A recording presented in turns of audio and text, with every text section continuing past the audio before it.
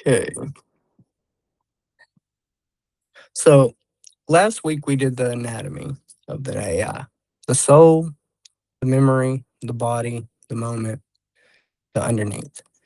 5 layers. We named them and we dissected the patient. Tonight is different.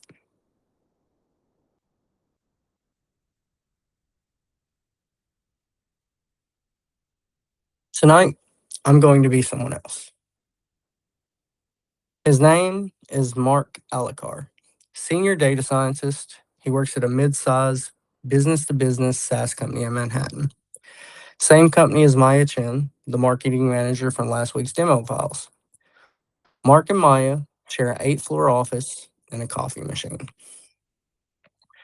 Mark just got an email from his CEO 3 weeks ago. Let me read it to you.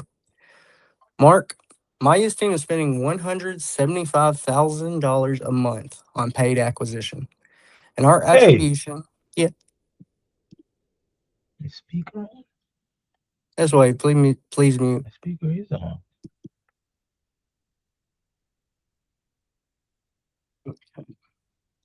Um, Maya's team is spending $175,000 a month on paid acquisition. And our attribution is still last click in HubSpot. Can you scope an in-house incrementality testing system? 8 weeks, Q2 deliverable, Andy. 8 weeks from nothing. So for the next 90 minutes, I'm Mark.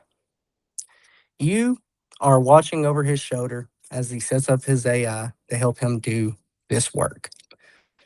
We're going to look at exactly which tool he uses, exactly which MCP servers he installs, exactly what he tells the AI about who he is.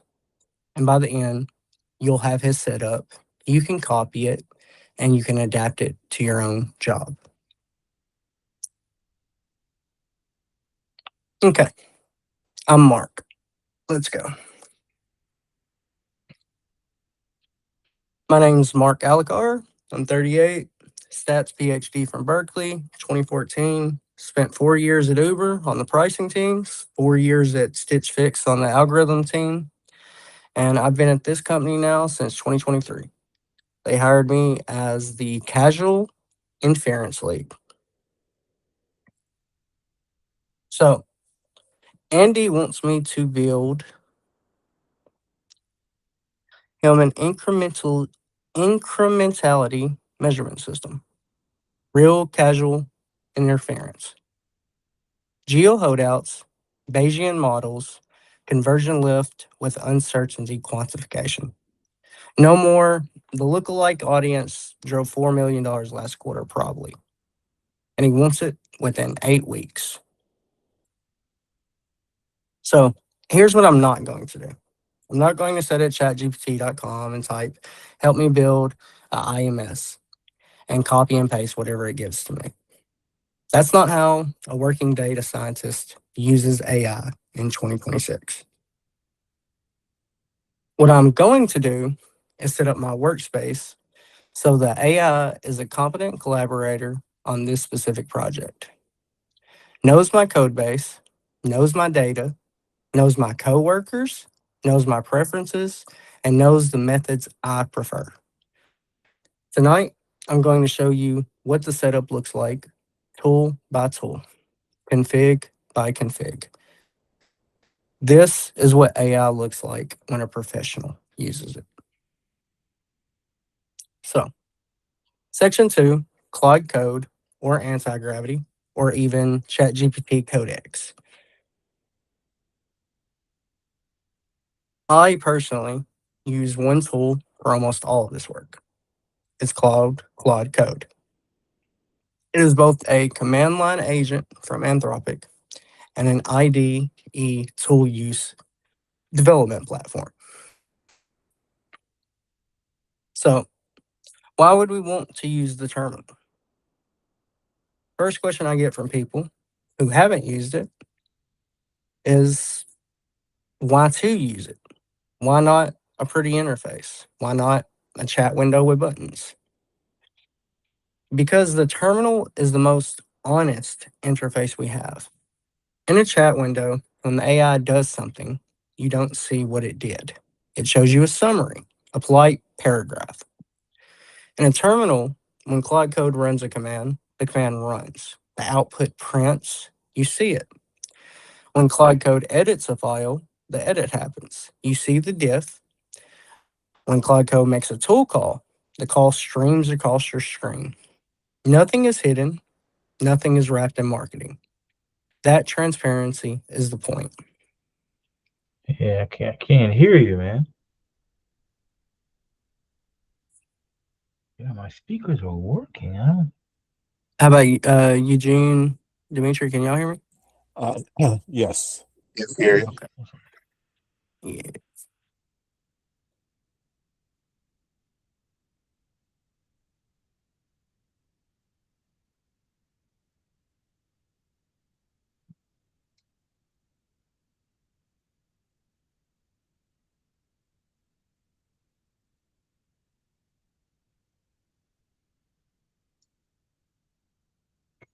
Yeah, I gotta disjoin this meeting, man. I can't hear anything he's saying.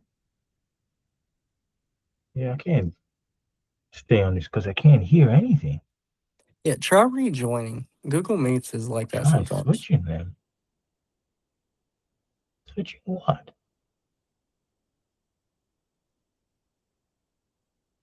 The speakers?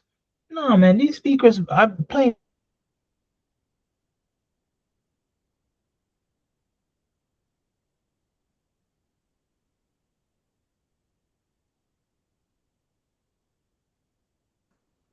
Okay.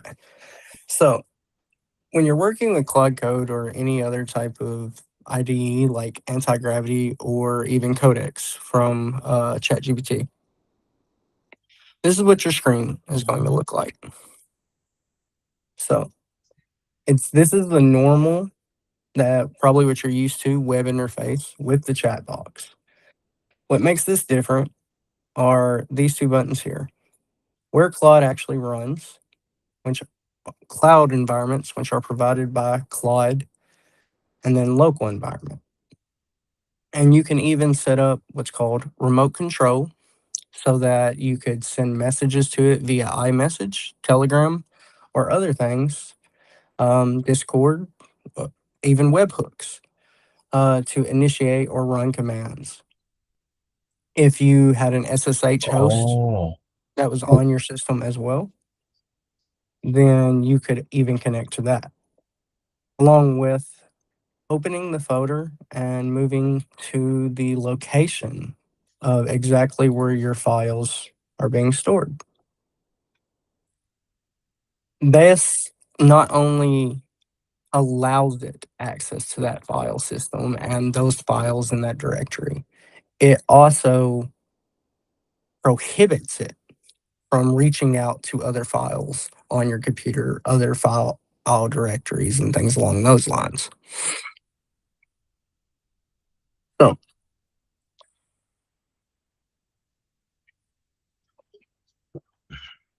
one of the most important things when you start working on anything, when it comes to Claude Code, anti gravity, or even Codex, is your skill sets. And here in Claude Code, it's actually called extensions um, and connectors. In anti gravity, it's just called skills. And that's the same thing here. It's just changed to different naming schemes. So you can connect or even create skills using Claude Code itself. And okay. Um, and these are hundreds of thousands of skills that are currently produced or could be produced based on what your needs were. From bio records to clinical trials to what I would always recommend to anyone. The number one is Context 7. Context 7 is a skill that allows the AI to fetch tutorials and official documents on every programming language known to man. This is how you go from building template, boilerplate based websites to creating masterpieces by allowing it to understand the code more in depth and allowing it a skill that can anytime pull from this. You are upgrading its brain on that point, allowing it to have skill sets just installed. And coming down to crypto.com and Dice, which is a job search even, each one is assigned tool abilities, read only tools. Um, Even like with GitHub, the tool use isn't listed here, but you have publishing rights, you have all of these things, and it even allows you to connect to Gmail. You could clean up your Gmail, you could sort, you could ask it to reply to emails automatically, you could do any of these things. And when it comes to skills, it's really just creativity and imagination. Anything you could think, whether it was Photoshop, Adobe, source code, terminal, whatever it was, you could always build a skill or a machine context protocol MCP server that would allow your AI to communicate with any program, even ones you created yourself.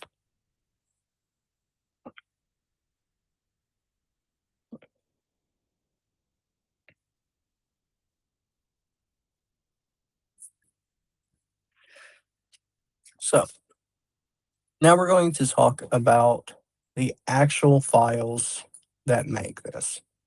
And these are just what are considered MD or markdown files that exist on a specific location on my PC.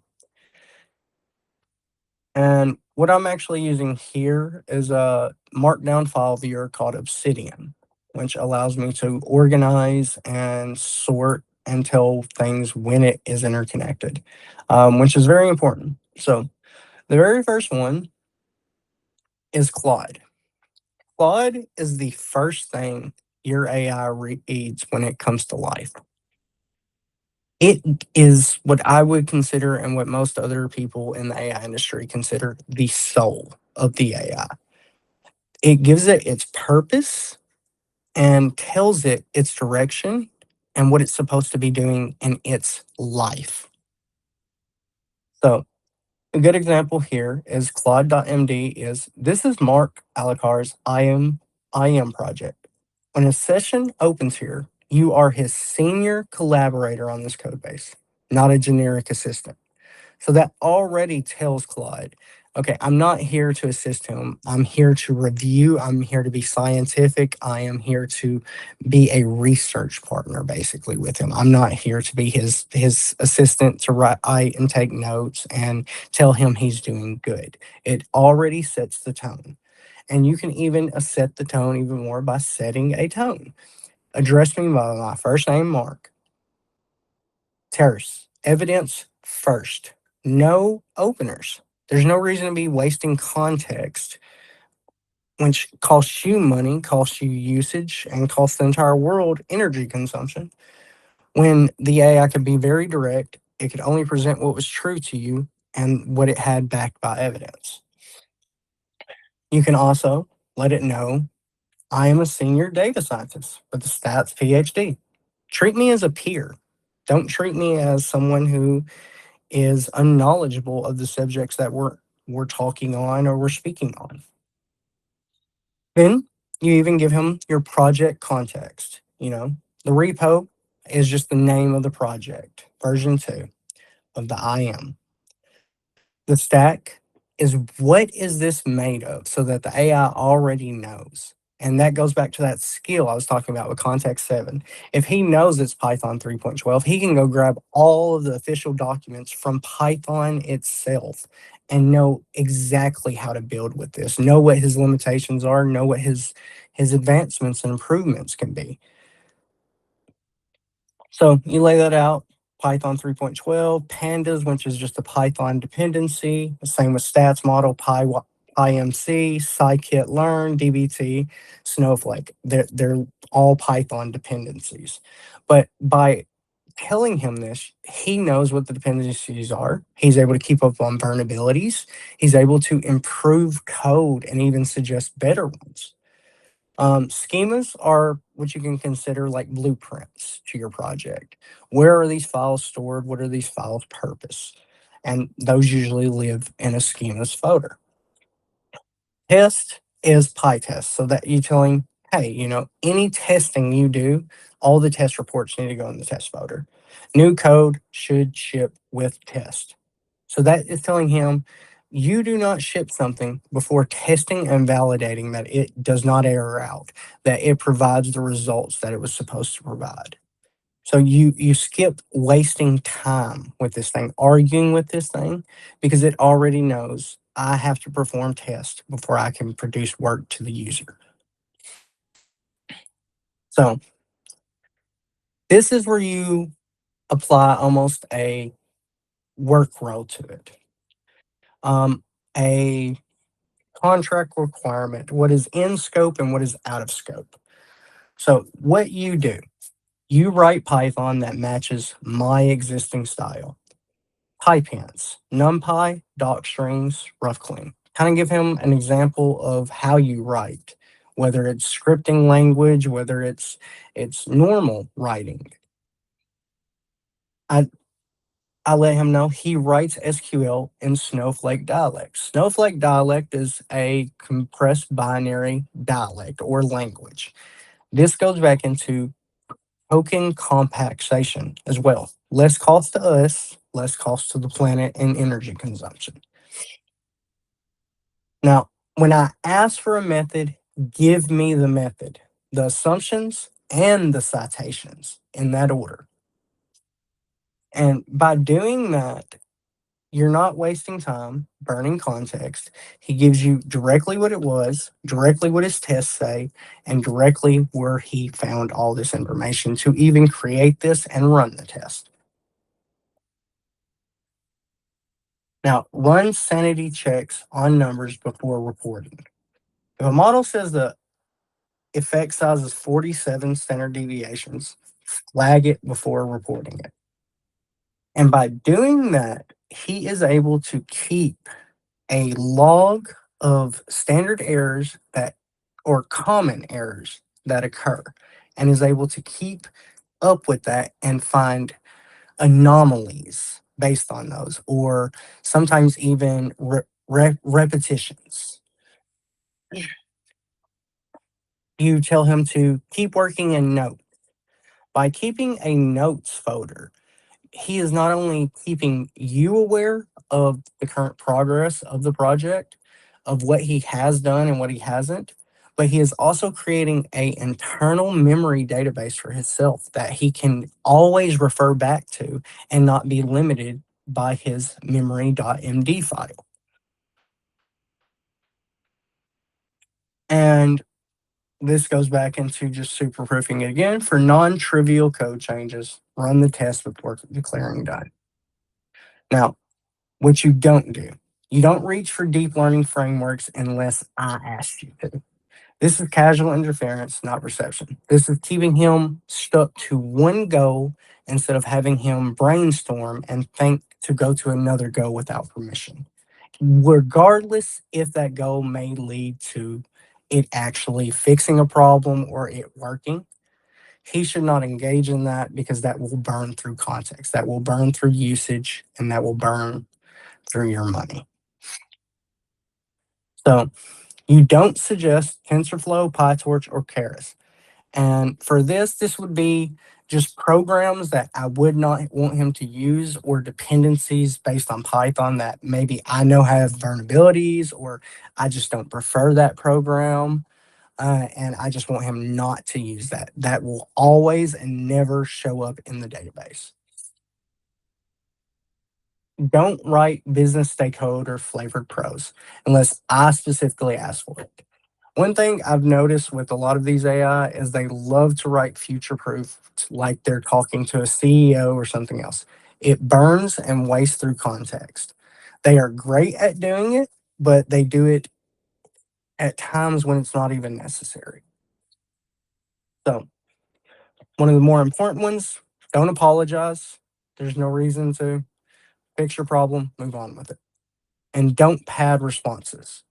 That means if something needs to be explained to me, do it in multiple messages. Don't add it to one message. If it is that important, fully explain it. Things like that are worth context burn, in my opinion. Now, here are some tools that I let him know he is allowed to use.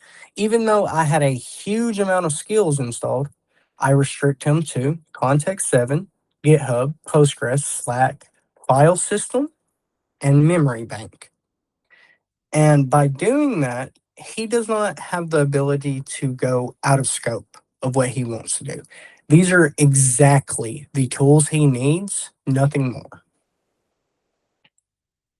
So, these are just kind of instructions, standing instructions that you want to give him. If I open a session by typing only morning, pull yesterday's notes, summarize where I stopped, and propose a starting task for the day.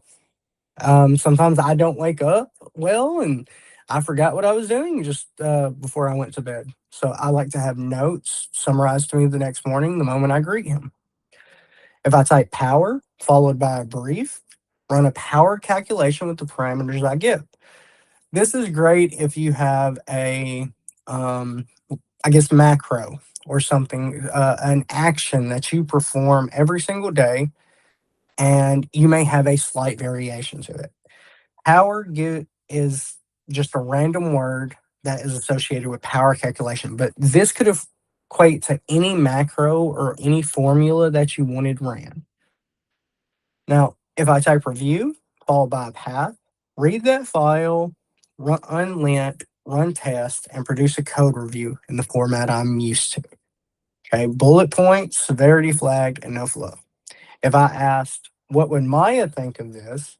Read the latest version of notes from Maya Context MD and answer from her perspective. So, all of this happens. Claude is Claude until Claude reads memory. Then he is Mark Alikar. And by providing these files here about the user, working row, communication preference, tech stack, and criminality V2 project, which is the actual project itself, the DBT migration project, which is also involved in this, and working partners. This allows him to understand the user and what the user needs to do, how to approach the user, and kind of just everything we went over in the Claude MD. And in each one of these, you would just describe yourself. You know, he's a PhD in statistics. He's graduated UC Berkeley 2014, you know, disseration of Bayesian methods for small sample experimental design. His career, pricing science to aim at Uber, Stitch Fix. By allowing your AI to understand all of this, you allow it to kind of understand your persona and allow it to develop a persona that is similar to yours so that it can perform work almost exactly as you. Now, working row is a great one. He kind of tells them what you are, you know, who do you report to? That way, that their tone, whenever they're writing documents for you, writing code for you, or doing anything, sets the tone that it needs to be.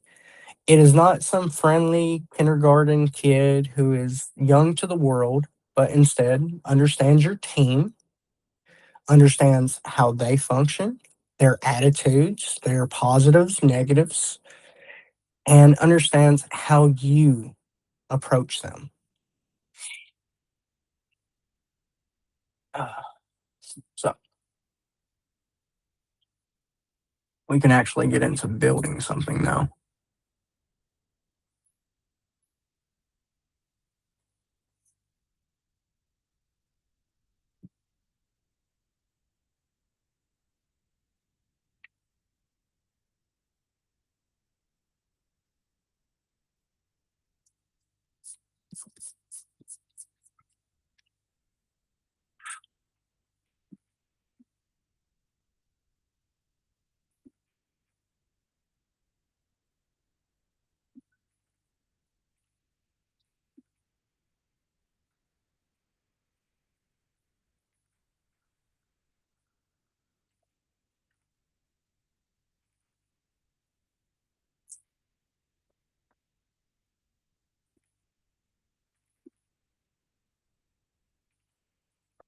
Okay, so what I'm doing here is kind of setting a baseline. Um, by giving him access to that project folder itself, he now has context to all of those MD files. So I'm just doing a slight introduction here, and we will follow suit and see how he responds.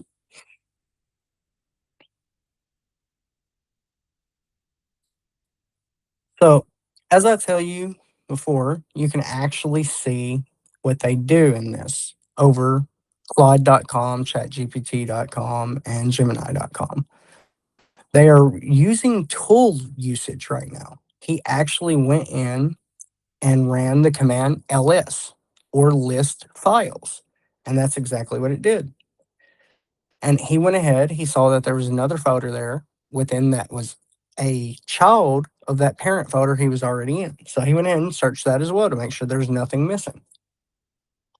And then he read every single one of them and then listed it, made sure, and then updated his memory to understand who the user was, their working role, the way they want to be talked to, the tech stack that they're using, and what's in their project, the project itself, and the other project, along with their key partners and their working co-workers.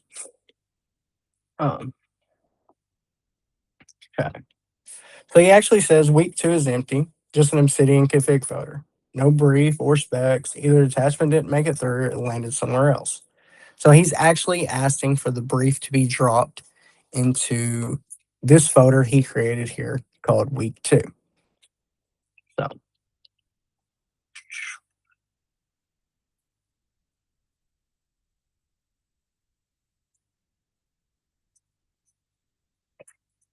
we'll take the actual project folders over and drop those into week 2.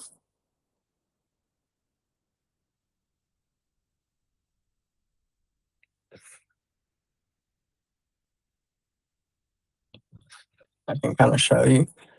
So the project, CEO email, the brief, Mark after talking to Maya.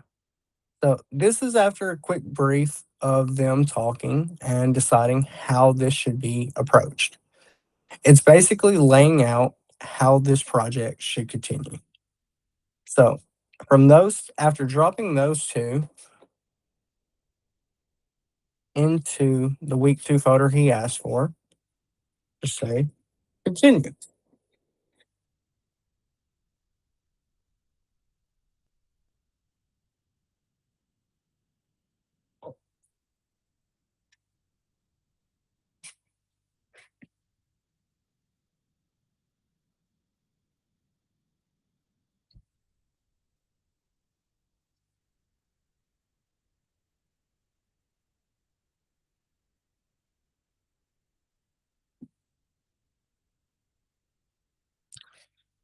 So he actually read the briefs, and instead of jumping straight into the project, he went into key partners. He went into understanding who is affected by this, who is going to review this, who is going to judge this. And then he immediately begins starting the work. Now, while he works, we could even type another command and say, make sure to run security checks as well on this. Because say we forgot to add that to our project scope. Happens all the time. If you notice, it's actually a bit grayed out here. That's because it will finish this first command on it. So it will scaffold the entire project's code. And then we come in and we're like, hey, yeah, maybe you should just run some security checks on that. And then he'll immediately get on that as well. So another good point of this is this button here, which is the ask permission, accept edits, plan mode, auto mode, and bypass permissions. On large projects, I would say use plan mode. and then it will automatically switch to auto mode. Bypass permissions is if you just don't care, like me. It gives it full. When we were talking about like limiting it to folder access and things like that, bypass permission gives it full system access, allows it to do whatever it wants anytime it wants to while it's running your commands. So, as permissions is a tedious step by step, but if you really want to understand something, I would start with as permissions. But you will be clicking yes and approving almost every single command that it's asking to run. Accept edits means that it can actually review a previous code base that you have and go in and edit it without constantly asking you for permission. Again, I recommend plan mode, and then it will just auto go into auto mode after a plan is developed. So he actually just finished that entire project that was assigned to Mark for 8 weeks. And now he's going into the security check as well on this. So I'm sure Mark's CEO would probably want some type of presentation for this as well. So going into it a little bit deeper, we can even say boss would probably like a presentation.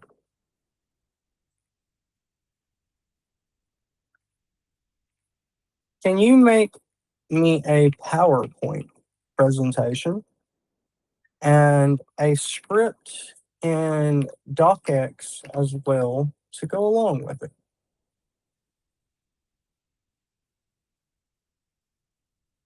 Now, I asked him specifically to make sure to run security checks, okay? Security checks is actually a trigger word that enables the security review skill. The security review skill is actually a Claude installed skill, and it uses the same security scanning that enterprise grade cybersecurity companies use for OWASP intelligence and things along those lines. So, with one or two of those security scans, it will find every single issue and then suggest as well the improvements to it.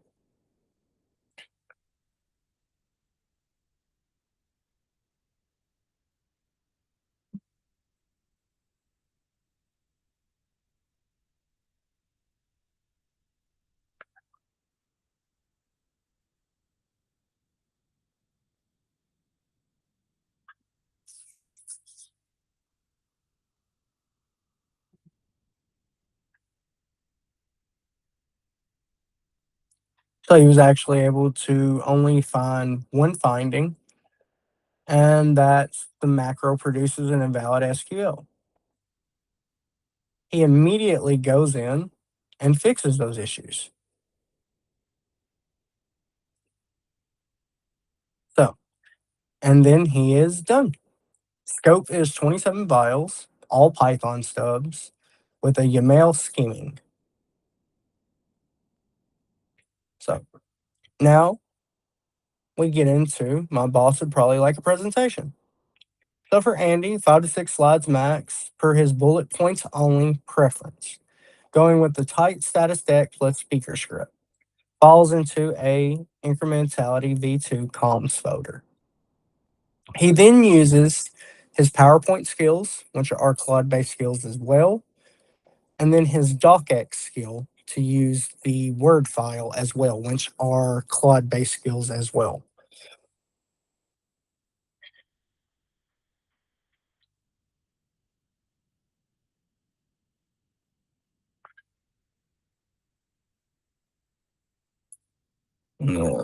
Create a website to showcase this program info and run it on a local host.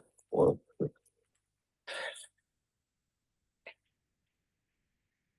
we're going to go a little bit above and beyond. We have a little bit more extra time. And we're going to even create a website. to showcase this entire program and help explain it to his boss a little bit better.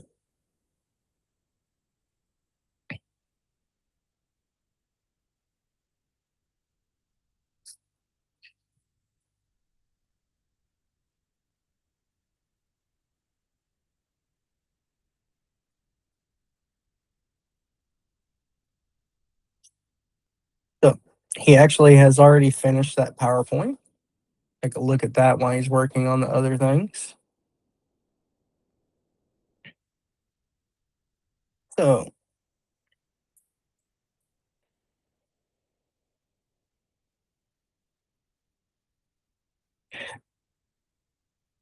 the only thing I don't like about these AI is their time, that they don't understand time. So for somehow he thought that 15-20 minute code run he just did was 2 weeks. But as he says, 2 of 8 weeks complete, 0 active blockers, and within week 4 he'll have the first test live. He actually has brought out an entire thing of what was built, what the next 2 weeks plan to be, risk and open questions, and lets the boss know Q2 deliverable is on track. He's actually done with that briefing script as well. So this would be what Mark would read to Andy, walking through that PowerPoint presentation there.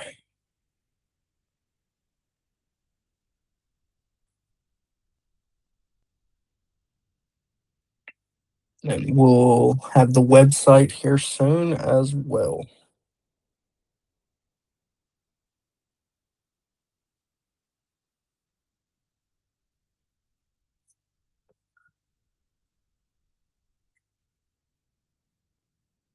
I really don't like that.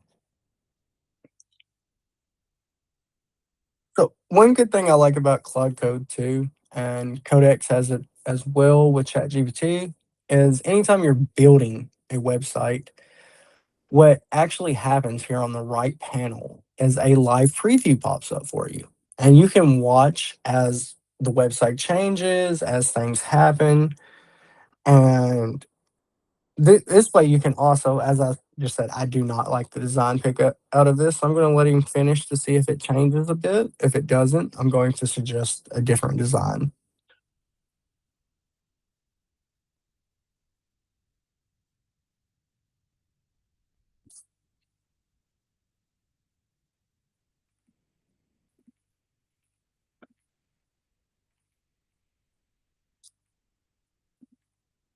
Oh, okay.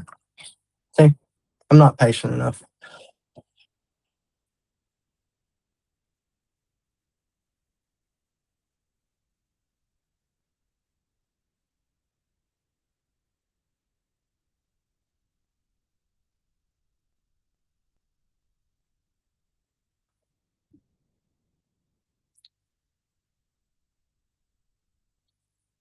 So with this, he was able to build out an entire website that fully explains to the boss the week they're in,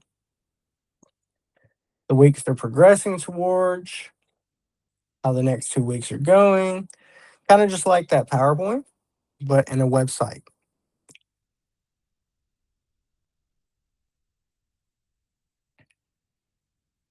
Now,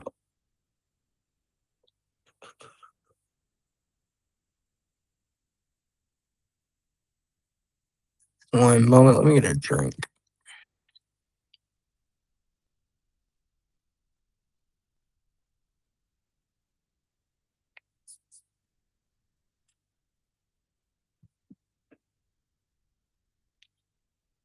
Okay, so in data science, the work isn't done when the code runs. It's done when someone else can use the results to make a decision. For Mark, that's Maya. She doesn't read PyMC trace plots. She doesn't care about HDI versus credible interval.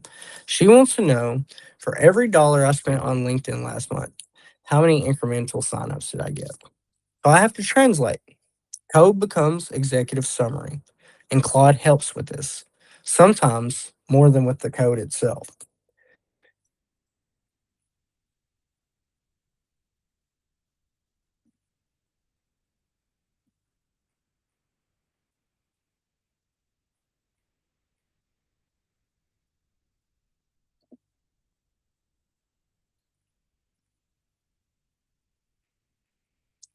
So, to help her understand, we create visual graphs, plots, or other visual elements that take the data and break it down.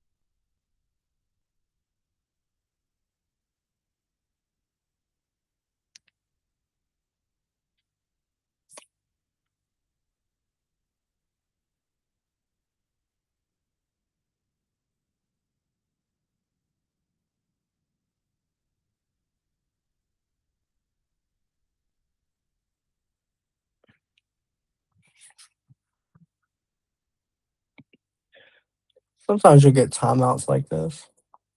Just restart her back up.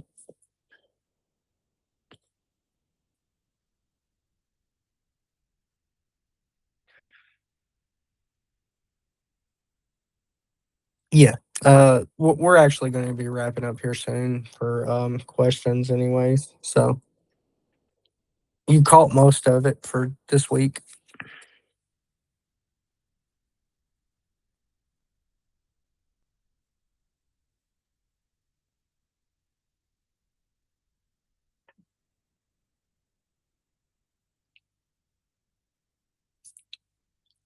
So because we actually don't have any live data, and because how honest Claude is, the site can't ship without visuals. Building a methodology simulation that produces real charts. But known true lift synthetic experiment fits the model we'd actually run. Plot the outputs. Everything will be labeled simulated methodology preview. So instead of just lying and saying that he has data, he clearly states it. This is all simulated, and we're going to label it as simulated. Now, if you use real data, he would have no issue with that.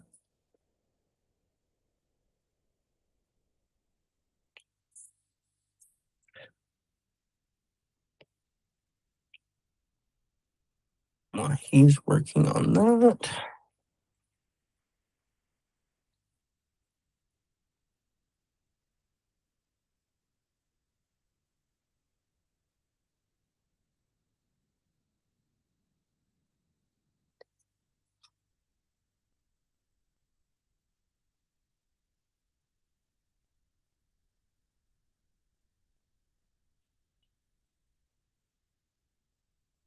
One of the things I really like about this as well is he mostly uses Python to create charts.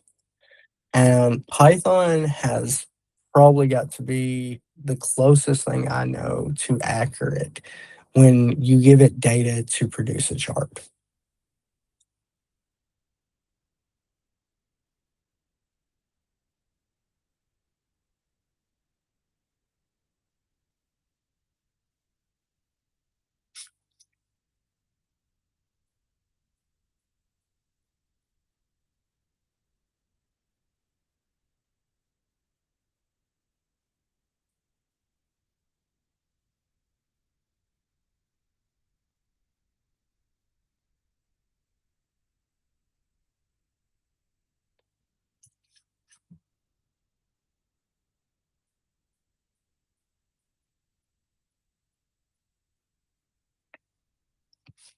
So, good thing too to see is when we first started here, all we had was the week 2 folder. with the project files in it. What we now have is a project folder with a README that fully describes what this program is, a Pi project, which is the source file of the entire project, tests that were ran as we told him, put it in a test, the source, which is all of the source code, the site, which is the website we had him build, the schemas, which is the actual like measurement system it's using, any notes he actually took on this.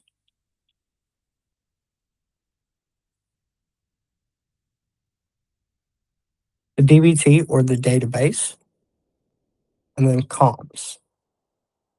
And he should be about done with the charts.